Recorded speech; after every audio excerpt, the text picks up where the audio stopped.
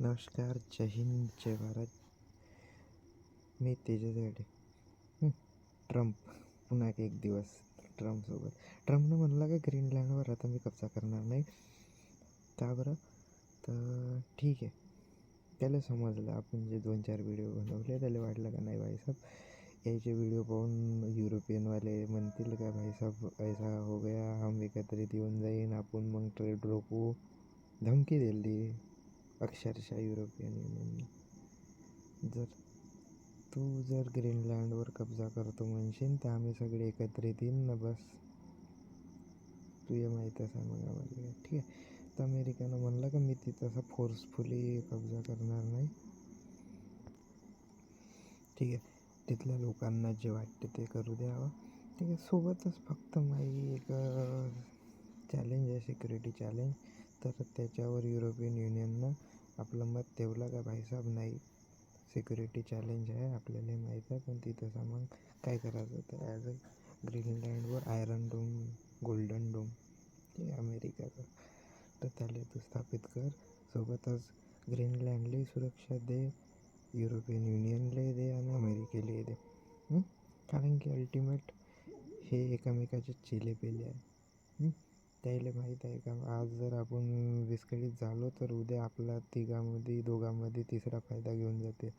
म्हणून ते किती काही होईन तरी स्वतःमध्ये युद्ध करणार नाही, फूट पडू देणार नाही. बिकॉज अल्टिमेट अमेरिका G7 ठेवून आहे, जी सोबत नाटो ठेवून आहे, 32 देश ठेवून आहे. ठीक आहे, म्हणजे आर्टिकल 5 नाटोचं जे म्हणलं जाते का जर समजा एका जरी देशाला हात लावला तर 32च्या 32 देश येऊन भिडतील.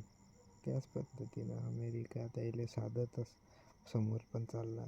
ठीक आहे, अल्टिमेट काय झालं आहे, अमेरिका ज्या न विचार करणाऱ्या गोष्टीवर डायरेक्ट ट्रम्प बोलून बसते. ठीक आहे, काही जागी ॲक्शनही घेऊन बसते, मग पस्तावा करते. ठीक आहे, तर आपलं का पीस प्रेसिडेंट पुन्हा एकदा शांती समझोत्यामध्ये पास झाले आणि त्यांना पुन्हा एक कोणता जो अवॉर्ड असेल तर ते देण्यासाठी गव्हर्मेंटनं किंवा UN त्याला देऊन द्या. ठीक आहे, सोबत अमेरिकेचं एक mass vision, make America great again, सोबतच ॲज अ स्वतःच्या एक UN बनवण्याचा. बिकॉज UN तेवढी पॉवर राहिली नाही बा, आणि UN सगळं आमच्याकडूनच घेते. तर मग त्याच्यापेक्षा आमचं स्वतःचं UN जर बनवलं तर आम्ही डिसिजन घेऊ ना, आम्हीच देशामध्ये जगामध्ये शांतता निर्माण करण्यासाठी प्रस्थापित करू. अल्टिमेट टेक्नॉलॉजी आहे, पॉवर आहे, पैसा आहे आणि पॉलिटिक्स आहे. ठीक आहे, सगळ्यांचा साथ एकत्रित येऊन अमेरिका बनला आहे, तर अमेरिका काही करू शकते. भारत, नॉर्थ ईस्ट एशिया, ठीक आहे, साऊथ ईस्ट एशिया म्हणून ह्याच पूर्ण टोटल एशिया कंट्री जरी एकत्रित आली, पॉप्युलेशनच्या मानात आपण मोठे होऊ शकतो. चायना सोडला तर टेक्नॉलॉजी ॲज आपण जपानमध्ये आहे, कोरियामध्ये आहे. बाकी देश तर आपण पाहतच आहोत काय हालत आहे. ठीक आहे, बिकॉज अल्टिमेट ज्या पद्धतीनं ग्रोथ करण्याची प्रयत्नामध्ये घुसून आहे अमेरिका, त्यानं ज्या पद्धतीनं आपल्यावरही आक्रमण केलं ॲज अ युरोपियनचाच नसला आहे ना. ठीक आहे, तर प्रत्येक गोष्टीमध्ये त्याची आहे टेक्नॉलॉजी, त्यांच्याकडे utilization of power proper use करून घेणे ब्रेनचा. ठीक आहे, सोबतच जशा पद्धतीनं ग्राफ्स करून घेता येईल आणि मोठं करता येईल त्या पद्धतीचा प्रयत्न अमेरिका चालते. रोज अमेरिकाच का बरं? तर अमेरिका अल्टिमेट ॲज एक आपल्याला विजन देते का भाईसाहेब नाही, तुम्ही कोणत्या गोष्टीवर काम करायला पाहिजे, आपण कोणत्या गोष्टीवर काम करत आहोत. ठीक आहे, आपल्या देशामध्ये आपण ट्रेंड चालवतो, तर आपल्या देशामध्ये आपण काय चालवायला पाहिजे. प्रत्येक गोष्ट बाहेरून घेऊन राहिलो, द्या ना बजेट थोडंसं, स्पोर्टवर द्या. ठीक आहे, इनोव्हेशनवर द्या, टेक्नॉलॉजीवर द्या, खोला ना IIT बहुत सारे.